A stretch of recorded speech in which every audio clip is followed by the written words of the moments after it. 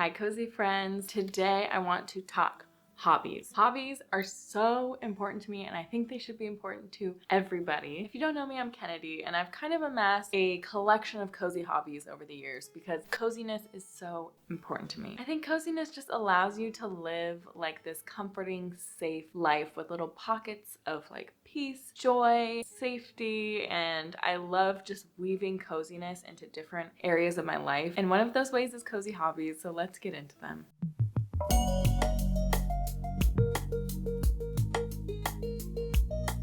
I feel like hobbies can really add a sense of like fulfillment and purpose to your life. You know, if you're a student, if you're working 9 to 5, you're kind of in this living to work mentality instead of a working to live mentality. And I think hobbies can really help with really tapping into that working to live mentality. But I find that hobbies really allow you to kind of contribute to a solid and true like sense of self and really develop self-love and comfortability with being with just yourself. And then even apart from all of that, apart from like assigning meaning and yada yada to hobbies just like really give your lizard brain serotonin. It gives you like that bubbly, happy, fun feeling. It's like childlike wonder and whimsy of just doing something with your hands or making something out of nothing or coloring or making something beautiful. And I think that's amazing. And we don't have to assign all this like weight to a hobby. You know, you don't have to put your heart and soul into it. It doesn't have to be a passion. Like it can just be something silly that brings you joy. Even that is so important to make time for, I think. So now that we've pontificated about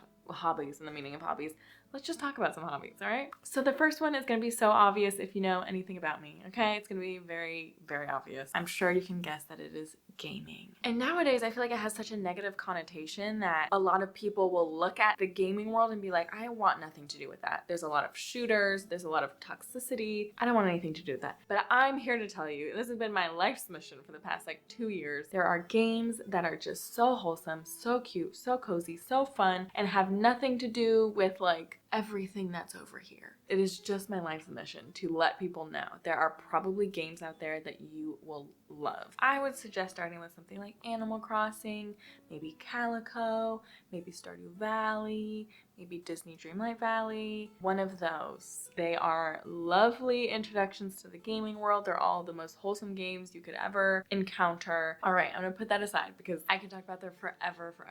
My second one is building sets. I talk nonstop about building sets. So I'm talking Legos, mostly Legos. Legos is like the name brand. There are so many off-brand Legos on Amazon that are so cute. Like honestly, they're way cuter than Legos. But building sets are the perfect, like, preoccupy your hands, preoccupy your mind, focus on something, follow directions, beginning, middle, end. But this is also nice because you don't really have to be creative. I think there's a lot of hobbies where you almost have to tap into creativity. And sometimes I don't want to do that. Like sometimes tapping into creativity seems like a job, seems like work. I like the fact that it's just like follow the directions, have fun. Done. The next one is very similar, follow the directions, get it done, is coloring books. I love me some coloring books. There is like this specific line. It is Creative Haven. They have like all consistent original drawings. Teresa Goodridge, I guess the illustrator. They are beautiful. Like look at this. But they're so nice, and I love that, again, like, yes, you could doodle as a hobby, but then you have to think about what to doodle and draw. You have to be creative. It's just a page. Colors are pretty self-explanatory. You can have a little bit of wiggle room and creativity if you want, but you don't have to, and I love that. And these are the perfect activity for me when I'm feeling anxious. I'm like, okay, it's coloring book time. I whip out the coloring books, put on a podcast, maybe put on a YouTuber that I like, and I just color. And my favorite markers are the Crayola Super Tip. They just look like this. They're amazing, and they have like really great colors, and I just put them in this cute little pen case, and that's that. In a similar note, and this might be a little bit more debatable, I think, for some people, maybe not as appealing, but I love puzzle books. A puzzle book is so fun. Like it's very childish. Don't get me wrong. It's childish. But one day I was feeling like overwhelmed. To my partner, I was like, do you want to you want to do a hidden picture game? So we just like flipped through and found different hidden pictures, and we just would like sit there and we'd point them out. And it was so nice. Like, it's a really nice way to be just in the moment. Not necessarily hobbies, but just adding those in there, because I feel like often hobbies are good for like coming down. If you're having kind of like a rough mental health time, or you just need to calm down for a bit, these are really great for like emergency moments. Like, I really need to calm down. Definitely try those out. If you haven't thought about it, or if you've been like, is this weird if I want to try this? It's not. Go for it. It makes me feel better sometimes. So next is knitting, crocheting, cross stitching, anything in that genre, anything in that I am a little grandma doing my little activity, making a scarf, making a whatever. I used to knit back in college. It was so nice. Again, like letting your mind be present. Like, you are so present, you are so focused, and just like the pattern you're doing, the exact movements you're doing. But then you can also do it while you're watching your favorite shows, you're listening to your favorite podcast, while you're listening to an audiobook. Like, you can like stack the hobbies, which I love. I love stacking hobbies. Create something for your friends, your family, for you. There's so many cute like shirts, shawls, bags too I've seen. I'm going to be embarking on my crochet journey this next year. So if anybody wants to join me, we can do it. I believe in you. There's patterns on Etsy that you can buy for like $1 to $10 or whatever. That's just one of my like favorite classic hobbies. It doesn't get cozier, you know? Sit in a little rocking chair with a blanket. Next is one of my favorite ones, and it's making mood boards. Ooh, I love me a mood board. I used to do monthly mood boards, and now I kind of do like quarterly, like seasonal mood boards. So I'll do like fall, winter. And when I got busy, I would just make the mood board a Pinterest board, if that makes sense. So I would just, while I was on Pinterest, like put what I wanted that season's moods, or like inspo, goals, whatever, vibes into this like private Pinterest board. And I would just look at that as my mood board. But now that I have a little more time this upcoming year, I do want to get back into making actual mood boards, and I'll show some of my past ones. I used to make them my like iPad background screen, so that whenever I opened my iPad, I saw my mood board, and it was kind of like an affirmation. Here's an example of one of my mood boards. This quote says like, the relationship you have with yourself affects all others. Another one says, you've never seen this version of you, so give yourself a little grace and breathe through it. I think that's always appropriate. So include pictures that make you happy. Y'all know what a mood board is, but think of it as both like collecting things for the mood board, is actively like making those internal affirmations. And then when you're spending the time putting this mood board together, it's like this almost meditative moment where you can really focus so intently, like all of your energy onto those energies and those quotes and everything. And I think it's just a really nice practice. Another cozy hobby is board games. When I say board games, I don't mean family board games. A couple notable ones. There's one called Chai, there's one called Everdell, there's one called Wingspan. They're almost like video games, but tabletop. And there's a lot that you can play solo, there's a lot you can play with friends. Browse your targets, but also check Amazon. I have a couple in my Cozy Hobbies storefront list. There's so many interesting board games. Super enriching, super fun. Board games, y'all. And I'm not talking Life, I'm not talking Clue. Those are fun too.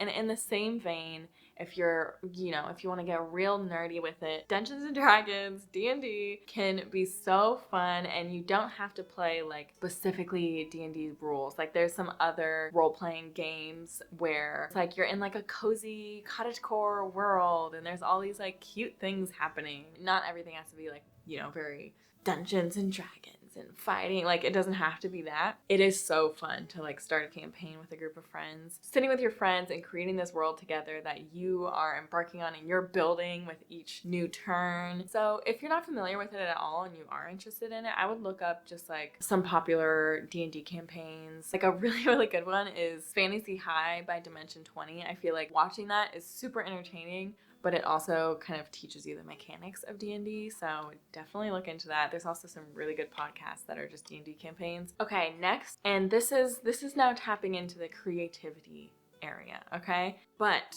it doesn't have to be good, and that is the key here. One of my favorite cozy hobbies is writing, and I am not a writer. I've never considered myself a writer. I've never wanted to be a writer. I am a good writer when it comes to like academic essays, but never for creative writing, like anything I've written has not been good, and I can bet on that. My last year of college, I would just write for hours, and I would get lost, and I would come home from class at like 3 or something, and I'd just be writing till like 10 p.m. and I would look up and be like, oh my God, I've just been writing this whole time. It's so freeing when there's no parameters to it, there's no expectations to it. Just coming up with like a silly little story, like a silly little concept, or a concept, you know, that when you go to bed at night and you come up with like silly little scenarios in your head. One day, just write like a short, very short, like one of one of those scenarios, and just see how fun it is. Like, it's so immersive. The power of creating your own world exactly how you want it is unmatched. The amount of like creativity and the details, little or big, like you can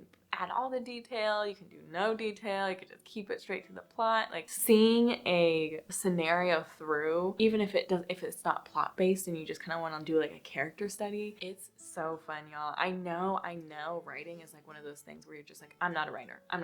Don't think of it like I have to be a writer to do this. Think of it as, this is just an exercise. It's just a hobby. It's just like a release. You know, we journal all the time. We journal about our own lives and we don't think twice about it. You can create a fake life about somebody else or about yourself. You know, you can write about yourself in your own life. You can kind of like do some scripting and script how you want your future life to look. Take the pressure off of it. It's never gonna be shown to anybody. But writing, such a creative, like, you break the dam of creativity when you let yourself kind of just like do really creative things with no bounds and no purpose and no expectations. Honestly, I think that can and should apply to all of our hobbies. There really shouldn't be any like expectations or anything to them, but I know that's easier said than done. Okay, my next one, and this is so stupid. Admittedly stupid. It is more of a consumerism activity than it is a hobby. It's magazines, y'all. I miss magazines, and I've said this in a couple of my videos. I miss magazines. I got back into magazines because I get this gaming magazine. It's called Patch Magazine. I kind of flip through them here and there, but I don't like really sit and browse them. I'm going to soon though, because it is so nice to just sit there, look at a magazine that is like perfectly attuned to your interests. Like, you pick the magazine, you pick what you are interested in. That magazine comes to you. It has everything in there that you just describing to you what a magazine is. To have a variety, to have like think pieces, articles, Q&As, profiles on people, profiles on places, like magazines, okay? A dying field, but I think we should bolster it up a little bit in 2023. Anyways, I went to my partner's parents' house for Thanksgiving. His mom had like I think it was Good Housekeeping, like a Good Housekeeping magazine, and I was like, what? Flipping through, there's like cute recipes, there was like seasonal stuff, and I was like set aflame. My heart was soaring. I was so happy. Like, the amount of serotonin in my body as I flipped through that magazine, unmatched. So I took my little butt home. I looked up, how do you do that? How do you do that in 2023? And apparently this website, I'll link it. It's so cheap. It's so much cheaper than I thought. I think it was only like $12 for like a whole year's worth of magazines. Are you kidding me? And they have like Architectural Digest. They have Good Housekeeping, HGTV magazine, The New Yorker, like Pure Bliss that I get from just flipping through those pages. It comes in the mail. You go, oh, my magazine. You sit down, a little coffee, you flip it open in the living room. You maybe put a little fireplace, coffee shop, YouTube video up, and you just flip through the magazine. And you just have that moment to yourself. You have that moment of presentness. I know it's not a hobby. I know it's just something to buy. I feel like in this day and age, just simply looking at magazines could be considered a hobby. So I'm adding it in there. And throw in reading while we're at it. That's such an obvious one, but if you're not a reader, a lot of the like popular book talk ones are very easy reads, very good entry point to reading if you're not a huge reader. I love audiobooks, so if you're like doing other things and just like actually like turning pages is kind of like difficult for you attention-wise, audiobooks are great. My last cozy hobby, and it's the gem painting. Oh my god, gem paintings are so fun. There's so many options on Amazon. There's really like cute cottagecore mushroom ones. There's some more like classic art ones. It's kind of like paint by number, but with little gems. And then you end up with this beautiful gem painting. It is another like very present in the moment, very similar to coloring. The concept of just such a satisfying droop, droop, droop, droop, and you so satisfying. Those are all my cozy hobbies. I would love to hear more. I just know y'all will have so many that you do and you love. Please share them in the comments. I would love to hear them, and I know other people would as well. And remember, hobbies does not have to have a purpose, doesn't have to have a meaning, but having them can feel a little bit more fulfilling. It can leave you feeling purposeful and fulfilled. They don't have to be inherently purposeful and fulfilling, but doing them can leave you feeling purposeful and fulfilled. Does that make sense? Does that nuance make sense to y'all? I hope so. And I hope this list can spark some ideas for how to occupy your time. I am gonna go read some magazines. I love you. Stay cozy. Bye.